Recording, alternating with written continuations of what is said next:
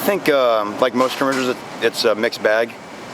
The encouraging and discouraging thing is that our ones are playing more like ones, and our twos are playing more like twos. And what we'd like to have is we'd like to have our twos play more like ones, but the disparity between the two groups is growing larger and larger. Now, obviously, the twos are going against a good offense and an excellent quarterback, and the ones are going against the two offense. But you'd still like to see collectively that second group. It's going to be hard for us to be, above average if we can only rely on our first level starters. So that was a little bit of the message today, of trying to get those guys to really step up to understand these games are coming. Game week is 2 weeks away, and it's crucial for us to find some guys that we can put in the game to spell our starters.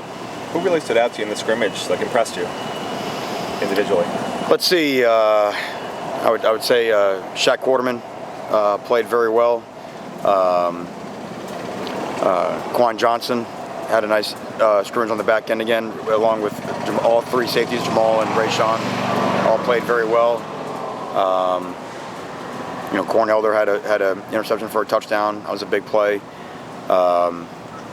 Some guys up front, I still think Norton solid. Gerald Willis, I think, had 5 solo tackles. R.J. McIntosh might have had 4 or 5 solo tackles as we graded it. So we're getting the production we want out of the players we want, but again, it's not enough. And the physicality and the tackling of the 5 scrimmages that we've had since this staff has been here was probably at the lowest level since we've been here. So, and again, that's not an indictment on all of the guys. That's an indictment on some guys that we really need to step up that really swung and missed yesterday. You mentioned Willis. I was just curious with Willis in particular. Has he shown, and from last time we talked, has he shown he deserves as many reps as those first-team guys right now? I know you said you want to get all those guys that deserve it that many reps. Yeah, well, that's what we're going to figure out. That evaluation is ongoing, and that's what we're going to figure out as we get as we get closer to game week. But he knows, he knows the things that he has to continue to work on, because part of it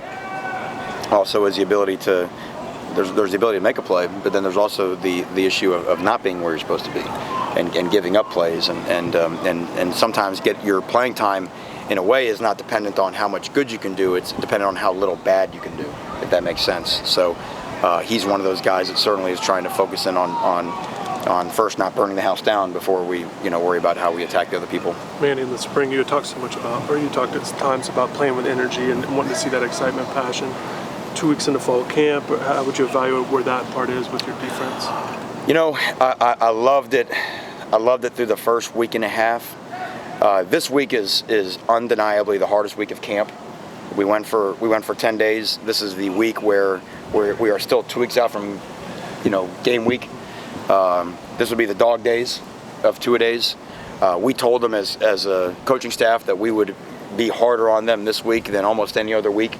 Because after some point now we got to start to build them up and with their confidence to be ready to play these games. So they're battling. Now what you see is a little bit of a lack of our leadership. You see a little bit of the lack of our experience, because you see sometimes we don't have the guys that have the wherewithal to grab the guys and say, hey, let's not just try to survive this drill, let's attack this drill. So again, we are trying to foster that with the group that we have, and it might be a freshman that has to lead us. We're trying to really define who it is that we want to follow and what characteristics we want to follow. And the first thing we want to follow is we want to follow toughness. Jamal Carter has not started very many games here, but Jamal Carter might be one of the toughest guys we have. That's the guy we got to follow. Jamal doesn't understand, though, he has to lead because he's one of our toughest guys. So that's kind of been this week. Anything else? How many sacks did you guys have as a unit? It's funny. I don't remember the sacks. I remember the CFL number. I don't remember the sack number for whatever reason. I think it might have been I think it was 5. I think. Okay. Probably not enough, you think, or? Yeah, but you can't always judge everything. I think the first defense it was something like 4 for 17 passing. So sometimes, if they're throwing the ball out of bounds, you're not always right. You're not always going to judge it just by putting the quarterback. Quarterbacks generally don't want to be sacked, right? So sometimes forcing incompletions is just as good as sacking, even though it's not always as fun.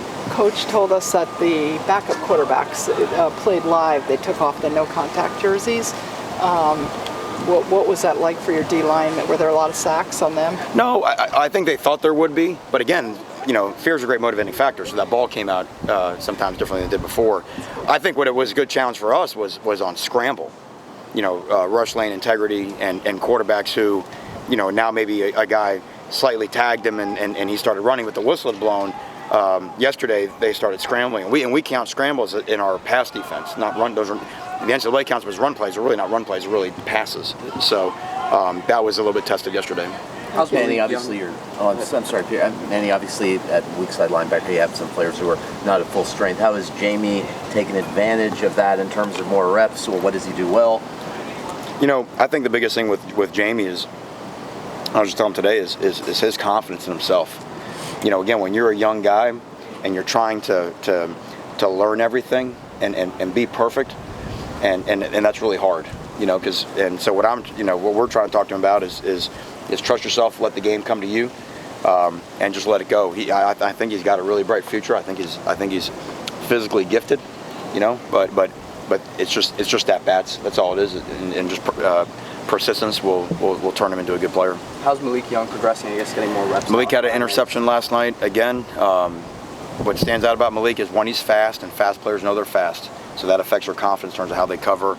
And then two, he's tough. He's a willing tackler. So the arrow is pointing up on Malik Young.